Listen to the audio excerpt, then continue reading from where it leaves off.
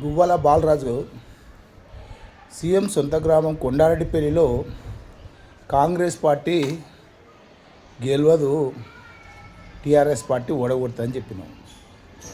నేను నీకు సవాల్ విసురుతున్నా. కొండారెడ్డిపల్లి గ్రామంలో టీఆర్ఎస్ వార్డు నెంబర్ని గెలిపించుకో. ఫస్ట్ నువ్వు వార్డు నెంబర్ గెలిపించుకుంటే నువ్వు మళ్ళీ ఎమ్మెల్యే అయినట్టే. అదేవిధంగా పోయినసారి సర్పంచ్ ఎన్నికలలో అక్కడ కాంగ్రెస్ పార్టీ సర్పంచి కేవీఎన్ రెడ్డి వాళ్ళ తల్లి గెలవడం జరిగింది. అంటే నువ్వు ప్రభుత్వ విప్పు అప్పుడు టీఆర్ఎస్ అధికారంలో ఉన్నప్పుడే కాంగ్రెస్ పార్టీ సర్పంచి గెలవడం జరిగింది.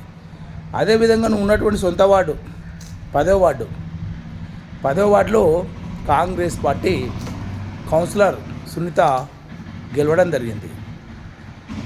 మరి నువ్వు అధికారం ఉన్నప్పుడే నీ సొంత వార్డు గెలవలేదు, నువ్వు ఎమ్మెల్యేగా ఓడిపోయిన తర్వాత ఏదో వచ్చినటువంటి కార్యకర్తలు ఉత్సాహం పరచడం కోసం మాట్లాడడం జరిగింది. ఈ అచ్చంపేట నియోజకవర్గంలో టీఆర్ఎస్ పార్టీ కాలలో కూడా గెలవదు. ఇది అచ్చంపేట నియోజకవర్గం. నల్లమల్ల ముద్దుబిడ్డ డాక్టర్ వంశీకృష్ణ నాయకత్వంలో పనిచేస్తున్న, అదేవిధంగా నల్లమల్ల పులిబిడ్డ రేవంత్ రెడ్డి గారి నాయకత్వం మీద పూర్తి నమ్మకం ఉంది.